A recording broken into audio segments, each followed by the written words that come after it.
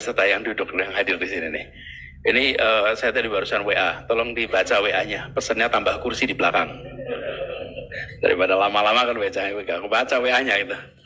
Tambahin kursi biar pada bisa duduk yang lengkap. Assalamualaikum warahmatullahi wabarakatuh. Selamat pagi, salam sejahtera untuk semuanya. Bapak Ibu sekalian yang saya hormati, senang sekali pagi hari ini kita berkumpul dalam sebuah forum tentang inovasi dan bagaimana inovasi di dalam keseharian kita itu penting sekali. Bapak Ibu semua yang saya hormati, intinya kalau inovasi itu pada mengkonkretkannya menjadi sebuah tangible atau terobosan. Inovasi. Jadi ada proses kreasi, ada proses inovasi, dan kita membutuhkan proses kreasi dan inovasi ini berjalan terus-menerus. Tapi pertanyaannya, bagaimana proses inovasi dan kreasi itu bisa jalan terus? Jalan terus.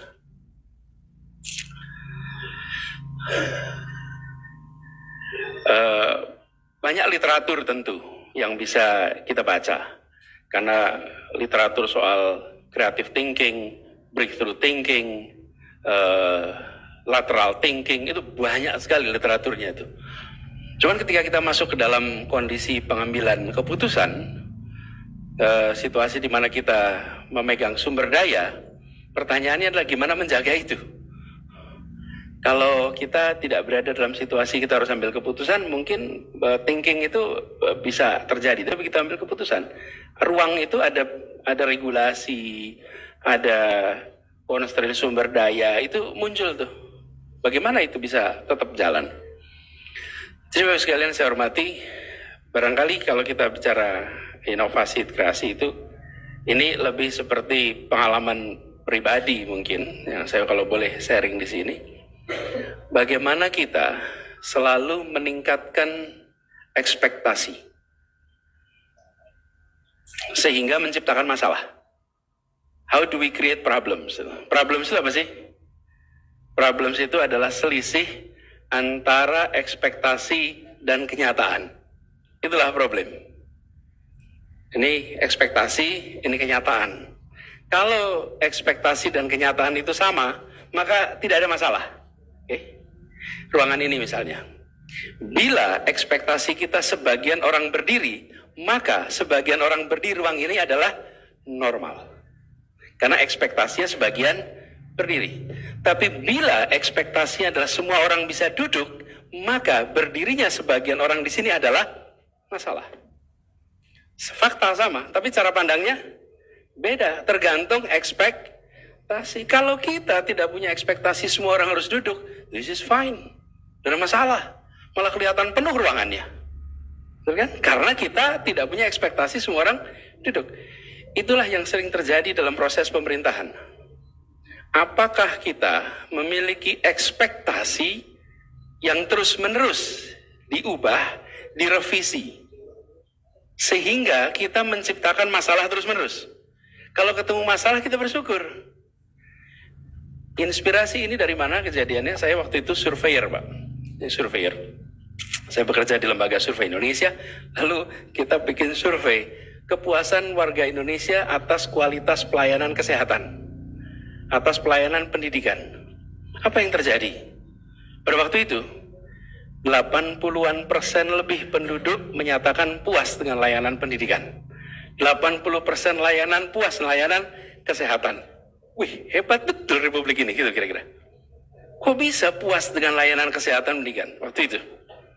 Apa yang terjadi? Ekspektasinya rendah. Dapat pelayanan sedikit saja sudah puas. Dulu tidak ada puskesmas, sekarang ada puskesmas, alhamdulillah. Dulu tidak ada.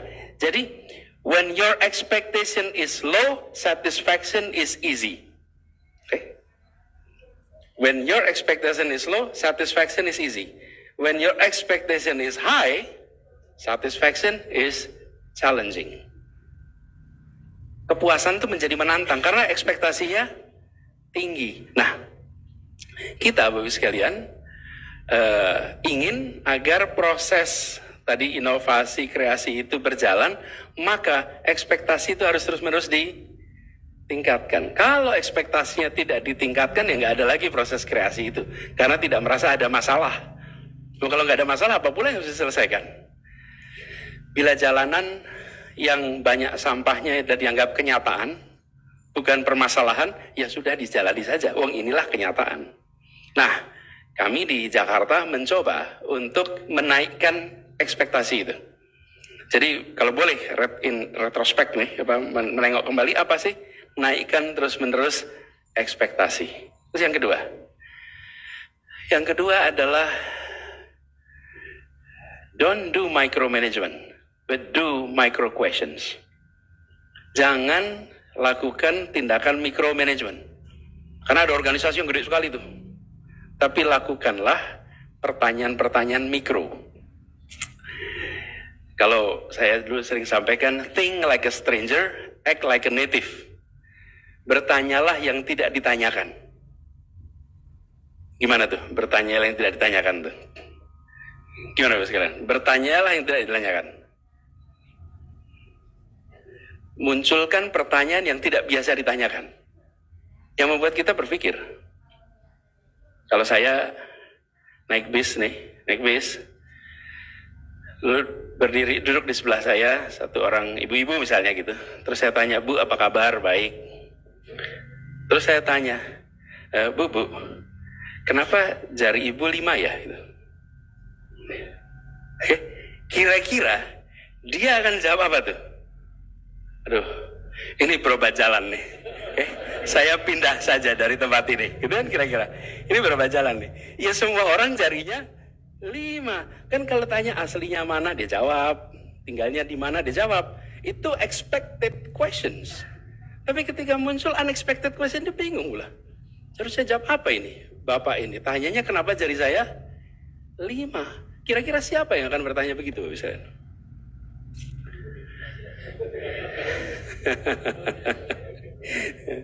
Ini yang kira-kira tanya, kira-kira nih orang alien misalnya.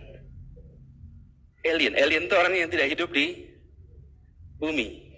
Orang yang tidak hidup di bumi itu kalau ketemu manusia dia akan tanya apa? Kenapa hidungnya di depan? Kenapa ini namanya kuping? Kenapa itu jarinya 5? Loh, kita sesama manusia ya tidak saling bertanya soal itu, bukan? Kenapa kita sesama manusia? Tapi kalau ketemu orang, kalau ada makhluk gitu ya, misalnya ada tuh gitu, ET gitu ya, ET itu apa? Extraterrestrial datang ke sini, dia akan tanya sama kita.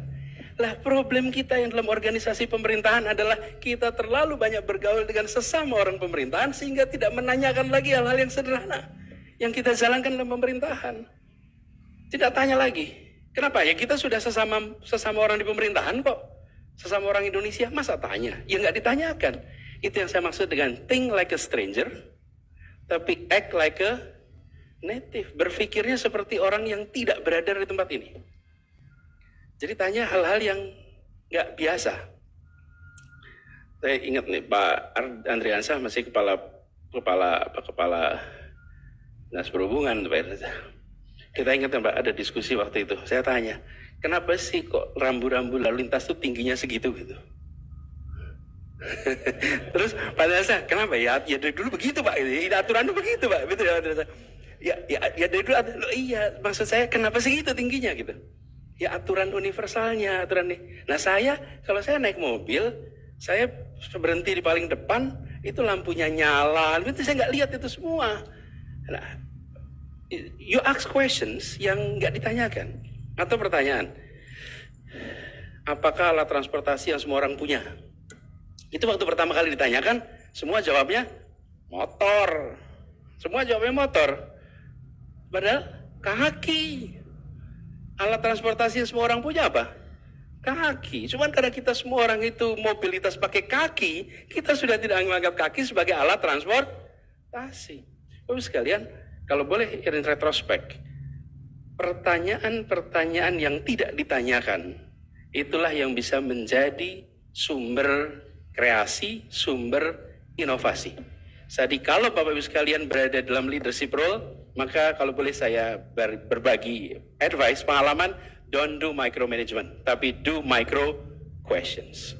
Dan micro questionsnya itu adalah yang tak yang tidak bisa dipikirkan. Nah, inilah yang kemudian nanti merangsang kita untuk, atau hari kemarin Bapak sekalian, saya sama Pak Wagub kita ke Ciliwung ya Pak Wagub.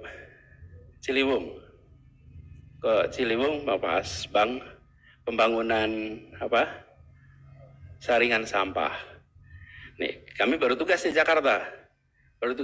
Kan biasanya kalau banjir kita nonton di TV. Kalau jadi gubernur nggak nonton di TV. Kalau jadi gubernur harus ke lokasi banjir. Jadi datanglah kita ke Manggarai. Sampai di Manggarai itu yang namanya sampah, Masya Allah luar biasa banyak. Terus pertanyaan sederhana, kok bisa sampahnya sampai sini nih? Iya Pak, sampahnya datang dari luar kota. Lah kok dibiarkan sampai ke dalam kota? Ya dari dulu ya begini gitu. Dari dulu ya begini, sampah itu yang nanti dibersihkannya di Manggarai. Kenapa tidak diberhentikan sebelum masuk Jakarta? Ya memang enggak gitu. Memang enggak. Ya kalau gitu gimana? Ya diberhentikan depan Jakarta sebelum masuk Jakarta. Muncullah inovasi. Dan Bapak sekalian, yang terjadi kemarin melampaui yang pernah saya bayangkan. Yang saya bayangkan itu adalah menjaring. Apa yang terjadi? Enggak. Yang dilakukan oleh tim itu, kenapa?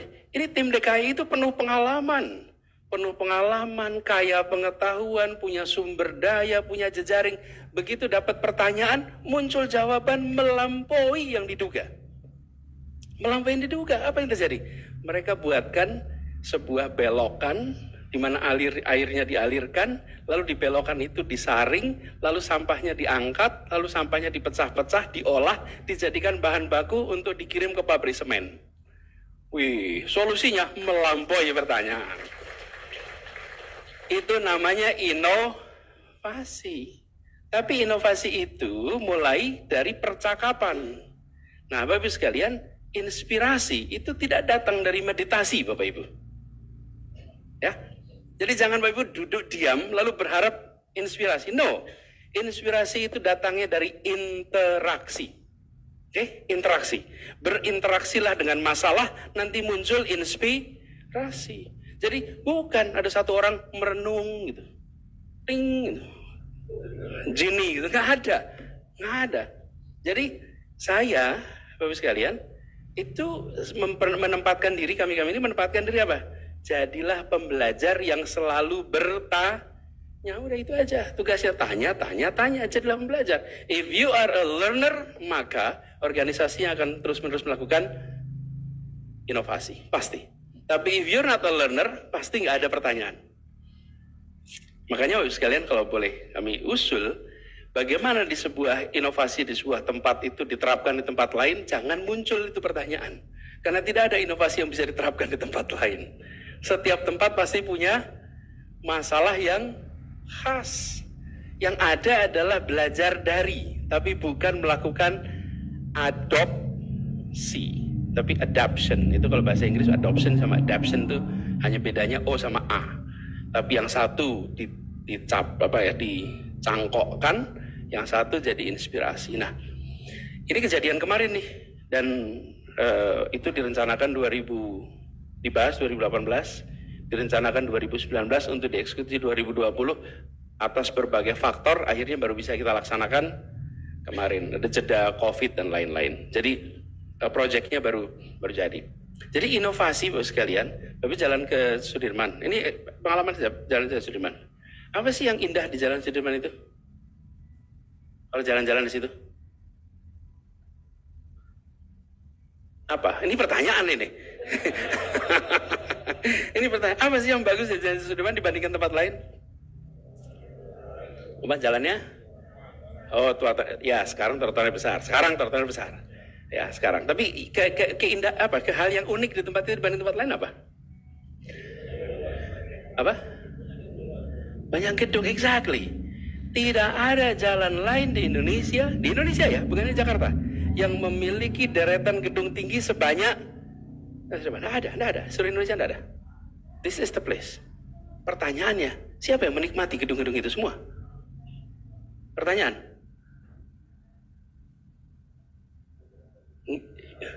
Exactly. Yang berkantor di situ. Penduduk Jakarta nggak lewat. Makin makmur, makin nggak menikmati. Kenapa? Duduknya di kursi belakang. Iya, coba bos-bos duduk di kursi belakang, nggak menikmati Jalan Sudirman itu. Ketutup sama mobil depan, kursi depannya. Nggak lihat. Yang menikmati supirnya. Semua pemandangan bagus di Jakarta itu dinikmati oleh sang supir yang punya kaca besar itu. Jadi sekalian, kalau tempat seperti itu nggak pertanyaannya gini, apa yang paling unik? Gedung tinggi. Terus pertanyaan berikutnya, bagaimana itu bisa dinikmati? Jalan kaki, Bapak Ibu. Menikmati tempat itu harus dengan jalan kaki. Kalau buat jalan kaki harus dilakukan bangun trotoar. Kenapa bangun trotoar? Bisa menikmati. Lah kalau Bapak Ibu naik mobil, gedung tinggi apa yang mau dinikmati Bapak Ibu? Tidak ada. Bapak Ibu datang ke seluruh kota dunia, tempat yang gedungnya tinggi pasti trotoarnya bagus. Lalu pertanyaan berikutnya nih. Nyebrang pakai JPO. Pas nyebrang, JPO-nya itu semua pakai tutup, Bapak Ibu. Pakai tutup atasnya, pakai atap. Jadi saya tanya, kenapa JPO-nya pakai atap? Biar nggak panas, Pak. Oh, biar kalau hujan nggak kehujanan. Emang nyambungin dari gedung mana ke mana? Enggak, Pak, dari trotoar ke trotoar. Basah ke basah dong. Iya dong, trotoar itu kan nggak ada atapnya. Terus kenapa mendadak yang di sini harus pakai atap gitu? Lain kalau dari dalam gedung ke dalam gedung, maka dia harus dijaga supaya tidak perlu pakai payung, betul kan? Nah, tapi kalau dari ruang terbuka ke ruang terbuka, jadi ya copot, lepaslah itu. Ramai Jakarta. Karena dicopot. Kenapa? Lah begitu naik JPO tanpa ada atapnya, mendadak JPO itu memberikan pengalaman. Ini Pak Hari spesialis pencopotan JPO, atap Pak Hari, belakang. Ingat ya Pak Hari ya, kita diskusi itu. Jadi, dan mulainya dari pertanyaan. Tapi sekalian, ini sekarang pertanyaan-pertanyaan itulah yang harus kita jaga terus. Untuk sebuah inovasi di jalan. Ini ilustrasi kecil-kecil yang kalau tidak kita formulasikan dengan baik, maka pertanyaan-pertanyaan itu tidak menjadi manfaat untuk kebijakan. Nah, kami melihat sekalian di kota ini, di Jakarta, ya segala macam inovasi itu dimulai dari 3 level yang saya sampaikan. 1 gagasan, 2 narasi, 3 karya. Jadi menjadi karya itu adalah fase yang paling akhir. Tidak ada hanya karya tanpa narasi, tanpa gagasan. Sama seperti ketika kita melihat penduduk kota ini. Ini kota itu kan ruang, Bapak Ibu. Ruang kita dibagi. Lalu bagi apa? Bagi 3. Ruang pertama di rumah, ruang kedua di tempat kerja, ruang ketiga ruang kita bersama. Nah, pertanyaannya, sudahkah ruang ketiga kita itu dibangun untuk menciptakan perasaan kebersamaan? Sudahkah ruang ketiga itu mempersatukan? Sudahkah membangun perasaan kesetaraan? Bahkan ruang ketiga kita dulu, ruang ketiga ini ada taman, ada mall, ada trotoar, ada transportasi, itu ruang ketiga kita. Ini warga Jakarta banyak di sini ya. Pernah ikut CFD? Pasti pernah. Sebelum pandemi pasti ngalamin ya, Car Free Day. Ingat nggak dulu ketika CFD di sekitar Bundaran HI itu sangat padat sekali? Sebelum ditata, padat sekali. Kalau udah masuk Bundaran HI itu antara yang dagang, yang olahraga, yang jalan-jalan, yang itu semuanya kayak satu tempat itu penuhnya luar biasa. Terus perhatikan, yang olahraga itu dari Bundaran Senayan sampai Patung Sudirman. Habis itu putar balik, nggak sampai ke Bundaran HI. Kenapa? Bundaran HI itu super padat. Kemudian balik lagi ke sana. Bapak Ibu perhatikan, ini kan ruang ketiga yang harusnya mempersatukan. Tapi tanpa disadari memisahkan Bapak Ibu. Yang berada di seputaran HI itu secara sosial ekonomi bawah. Yang dari Duku Atas sampai Senayan itu sosioekonomi tengah atas. Coba perhatikan. Ingat-ingat, bukan perhatikan. Ingat-ingat. Yang olahraga serius tengah atas itu, di sisi patung Sudirman sampai ke sana, yang di sini adalah yang sosial ke bawah. Loh, harusnya ruang ketiga itu mempersatukan. Kenapa ruang ketiga jadi memisahkan? Jadi pertanyaan, bagaimana mempersatukan? Nomor satu, kenapa terjadi nih pemisahan begitu? Tanpa kita sadari, pemisahan itu berlangsung alamiah. Harus dilakukan nih. Apa yang kemudian? Nah, waktu itu dilakukan penataan. Seluruh aspal tidak boleh untuk jualan. Itu aja aturannya. Yang boleh jualan hanya di trotoar. Aspal tidak boleh. Hanya satu aturan. Lalu seluruh wilayah itu boleh untuk jualan, tapi hanya di trotoar. Yang ada aspalnya tidak boleh ada orang dagang. Langsung tempatnya berubah menjadi bersih, menjadi tertata. Tapi apa yang kemudian muncul? Yang muncul side effect-nya, blended. Sekarang kalau jalan ketemu atas bawah dalam satu ruang yang sama, yang dulunya terpisah. Nah, Bapak Ibu semuanya, ini yang kami maksud, bahwa ketika berbicara tentang karya di ujung, namanya inovasi, itu belakangnya harus ada gagasan. Ini ada framework thinking, ada gagasannya, ada narasinya, baru kemudian karya. Jangan hanya karya saja tanpa ada gagasan. Nah, ini semua Bapak Ibu semuanya, Bapak Ibu sekalian saya hormati, kita mencoba untuk bisa dilakukan terus-menerus, dan harapannya inovasi seperti ini itu bisa muncul. Nah, Bapak Ibu sekalian mungkin nanti bisa menyaksikan di Jakarta apa hal-hal yang baru, tapi kami berharap Bapak Ibu jangan hanya lihat apa secara fisiknya muncul, tapi apa tujuan di balik itu. Kenapa public transport itu dibangun?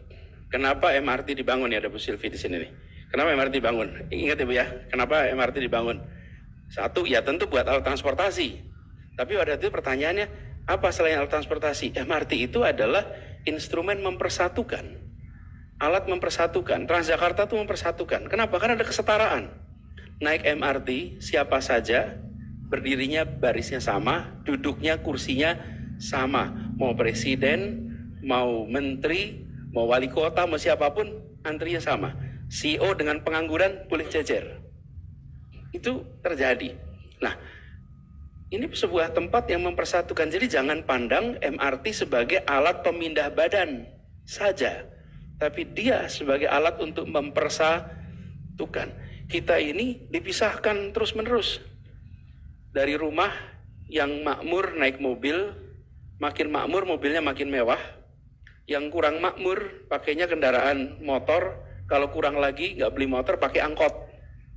Ini terasa tuh gradingnya. Ketemu mereka di ruangan tidak ada ruang pertemukan. Sampai di kantor yang satu bagian servis, yang satu bagian di servis. Dan ini Bapak sekalian memisahkan.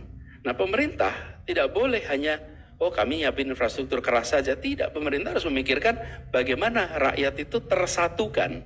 Bagaimana ada instrumen untuk mereka memiliki perasaan kebersamaan, kesetaraan. Nah, jadi di balik infrastruktur keras yang nanti Bapak Ibu lihat, di balik itu ada gagasan sosiologis yang harus dicapai. Karena kota itu bukan tentang bangunan, tapi kota adalah tentang manusia. Dan karena kota tentang manusia, maka fokusnya adalah pada manusianya. Manusianya harus jadi fokus perhatian. Jadi infrastruktur dibangun untuk bisa membuat manusia dan makhluk lainnya hidup lebih baik di kota ini. Jadi terobosan-terobosan inovasi itu menjadi kunci untuk itu bisa terjadi. Nah, ini Bapak sekalian yang rasanya penting untuk kita ketika bicara Jakarta Innovation Day, maka bukan hanya melihat menu inovasi yang pernah terjadi, tapi yang tidak kalah penting adalah bagaimana proses inovasi itu terjadi. Ini yang lebih penting. Sama seperti kalau kita lihat atlet berhasil, jangan tanya bagaimana perasaannya ketika menang. Pasti bahagia, dideretkan tuh medalinya. Bukan, pertanyaannya bagaimana mengalahkan ngantuk, bagaimana mengalahkan malas, bagaimana mengalahkan untuk comfort, bagaimana mau latihan keras, bagaimana mau menaklukkan diri sendiri. Itulah kunci di balik medali itu. Kalau sudah terima medalinya, prosesinya paling 2 menit, 3 menit itu penyerahan.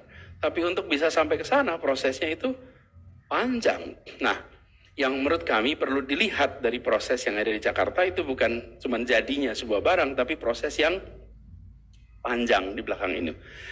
Kalau boleh saya usul tadi, bertanyalah yang tidak ditanyakan. Dan berpikir ini Bapak sekalian, tadi saya ungkapkan ini bukan sesuatu yang rumit. Tidak perlu kecerdasan khusus, yang perlu adalah kemauan bertanya terus-menerus.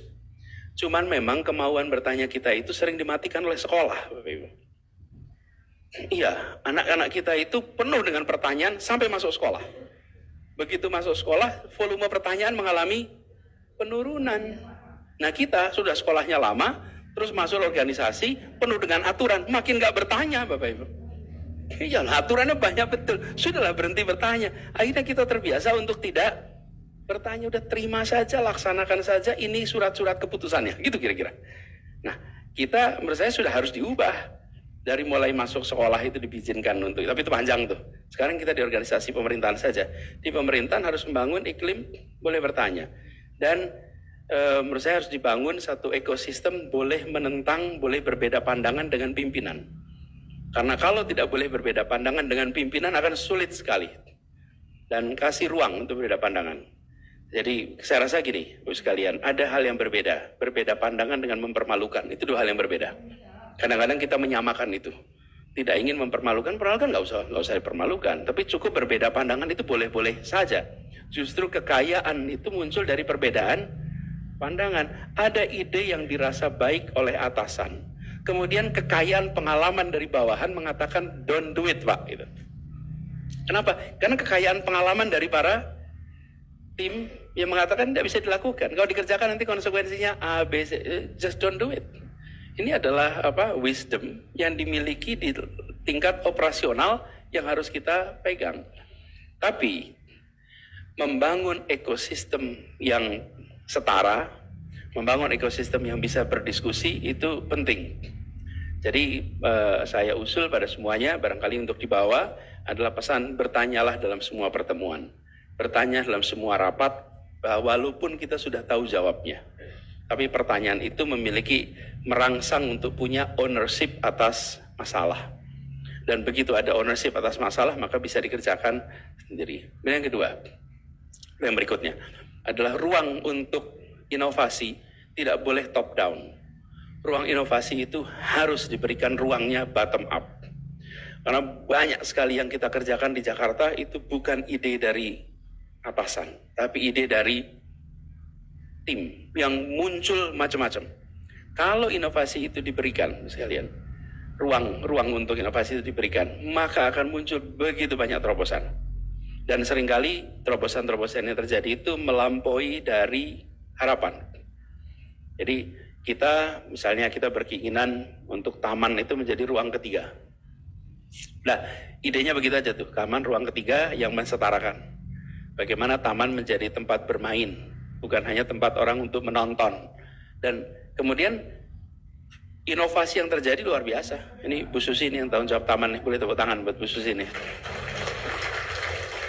Nah, itu muncul dengan terobosan-terobosan inovasi-inovasi pertamanan yang bisa dibilang melampaui apa yang pernah kita lihat sebelumnya di Jakarta. Sekarang kalau Bapak Ibu keliling Jakarta, nanti statistiknya ada sekalian. Bahwa di Jakarta ini sekarang 92% penduduk kota Jakarta itu bisa menjangkau taman dalam jarak 800 meter.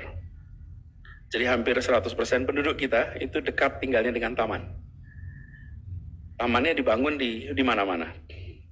Dan ini munculnya ya inovasinya dari tim yang kemudian ruangnya harus ada sehingga ketika inovasi-inovasi muncul disiapkan dukungannya. Lalu terjadilah kenyataan yang sekarang kita bisa lihat sama-sama. Jadi Bapak Ibu semuanya, ruang itu harus dibuka. Ruang itu harus dibuka. Kami usul pada semuanya untuk buka itu. Lalu yang berikutnya Bapak sekalian, kolaborasi. Kolaborasi. Ini kata kolaborasi itu sering disebut udah sekarang overuse ya. Tapi menurut saya tetap harus dikatakan bahwa kolaborasi ini penting. Kerja bersama, kolaborasi dengan teman-teman yang memiliki latar belakang yang relevan.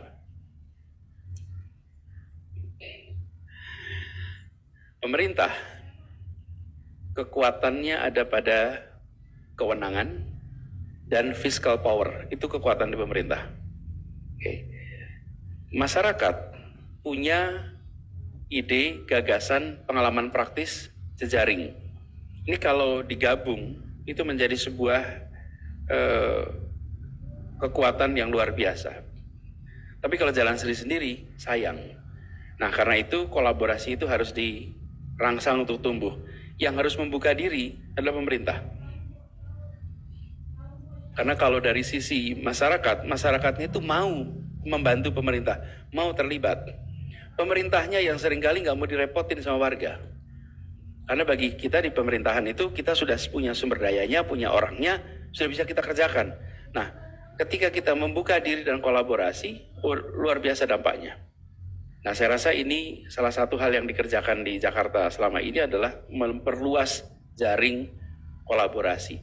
Dan kalau lihat nama-nama yang akan bicara hari ini juga nama-nama yang banyak terlibat dalam kolaborasi nih, yang akan terlibat Bu Faila, Pak Rizky. Ini adalah partner-partner kita yang banyak berdiskusi bersama sebagai kolaborator.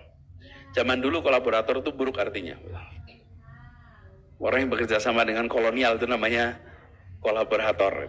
Kalau sekarang kolaborator ini adalah orang yang justru bekerja sama dekat dengan kita.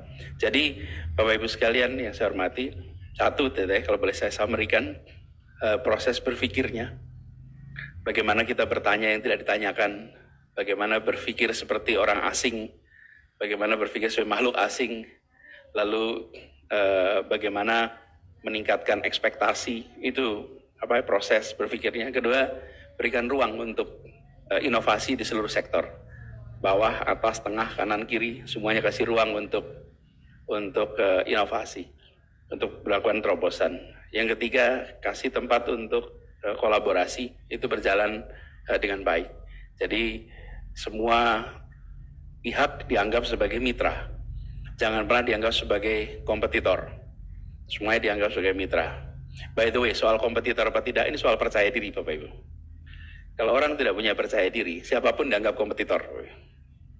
Ini udah pelajaran lama ini. Tapi kalau orang punya percaya diri, dia akan melihat siapapun yang hebat sebagai mitra. Itu sign of confidence.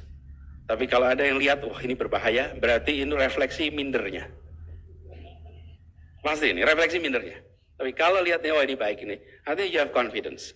Jadi kalau ada dalam rapat-rapat suasana yang itu, ingatkan, jangan kita sebagai pemerintah minder pada orang lain. Pemerintah itu tidak boleh minder pada warganya. Justru pemerintah harus menganggap ini sebagai partner. Jangan sekali-sekali memandang sebagai kompetitor. Nah, kalau kolaborasi ini bisa berjalan, idenya banyak sekali. Nah, di pemerintahan prosesnya panjang. Tapi kalau ide itu ada dari luar, kita bisa kerjakan dengan baik. Itu Bapak sekalian, barangkali sebagai catatan awal.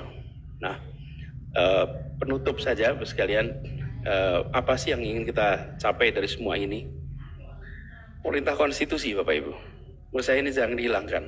Perintah konstitusi kita itu adalah menghadirkan keadilan sosial bagi seluruh rakyat Indonesia. Jangan itu hilang dari pendulum percakapan kita. Kalau kita melakukan apapun dikerjakan di posisi apapun, ingat Republik ini didirikan untuk menghadirkan keadilan sosial. Itu diingat-ingat. Menurut saya ini harus dipegang dimanapun tugas kita. Dan kita semua yang berada di tempat ini adalah orang-orang yang sudah mendapatkan manfaat dari kemerdekaan Republik ini. Bapak Ibu, bolehlah dicek 2 generasi di atas kita. Tinggalnya di kampung, pendidikannya terbatas, kemampuan bacanya rendah, mobilitasnya rendah, dan akibat kemerdekaan dan pendidikan kita bisa duduk di ruangan ini. Jadi jangan pernah lupa bahwa kita sekarang ini ketika bekerja, itu bukan kita mau menyumbang untuk Indonesia. Bukan. Kalau kita nyumbang untuk Indonesia itu seperti kita lebih besar daripada Indonesia. Yang kita harus katakan adalah bagaimana kita membayar balik untuk Indonesia.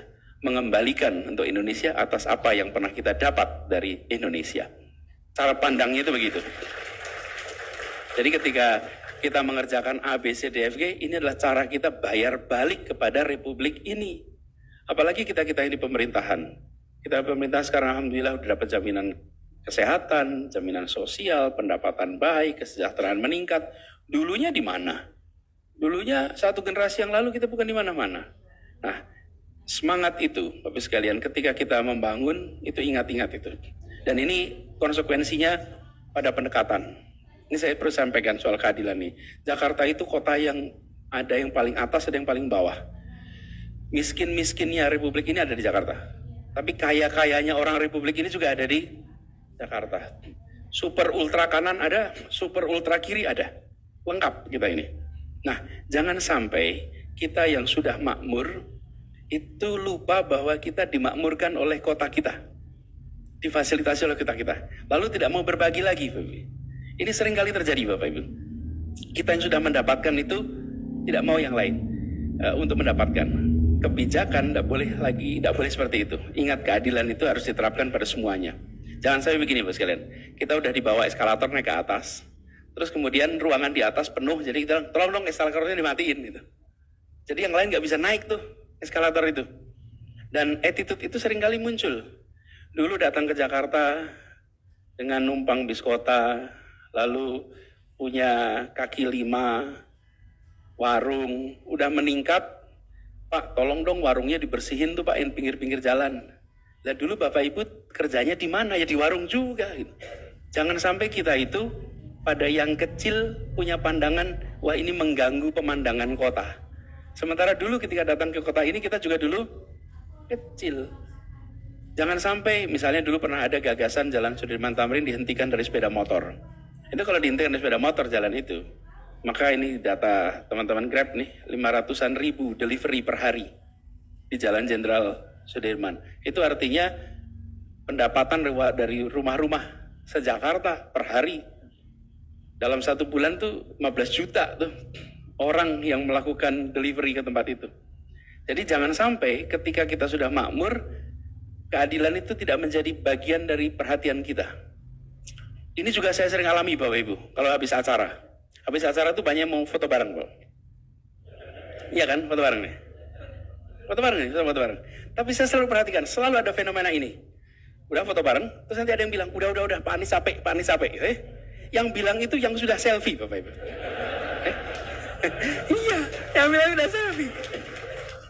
Terus saya bilang, ini loh, curangnya kita ini begini nih. Oke? Ketika dia udah selfie, dia bilang, udah ya, Pak Anies capek. Lah saya nggak pernah bilang capek, ya kan? Yang bilang capek dia. Jadi ini terjadi dalam tingkat pengambilan kebijakan. Bahwa yang inginnya kita adil, ketika kita sudah dapat keadilan tidak menjadi prioritas. That must not happen. Itu nggak boleh terjadi. Jadi ketika kita tadi inovasi dan lain-lain, ingat ya, ujungnya adalah menghadirkan keadilan sosial. Jangan sampai ujungnya bukan itu. Apapun yang kita kerjakan, ujungnya harus keadilan sosial. Karena itulah kenapa Republik ini didirikan. Jadi amanat yang ada di kita semua adalah amanat yang besar. Mudah-mudahan bukan amanat yang berat. Karena besar dan berat itu berbeda. Kita amanatnya besar tapi tidak berat. Semoga acara ini memberikan manfaat bagi semua dan jadi kesempatan untuk saling belajar. Tidak ada yang lebih berpengalaman, yang ada adalah saling tukar pengalaman. Dengan begitu kita bisa saling belajar dan terus-menerus tadi memunculkan pertanyaan-pertanyaan unik, pertanyaan-pertanyaan baru untuk kita jawab sama-sama. Dengan mengucap Bismillahirrahmanirrahim, maka Jakarta Innovation Days secara resmi dinyatakan dibuka. Terima kasih. Assalamualaikum warahmatullahi wabarakatuh. Waalaikumsalam.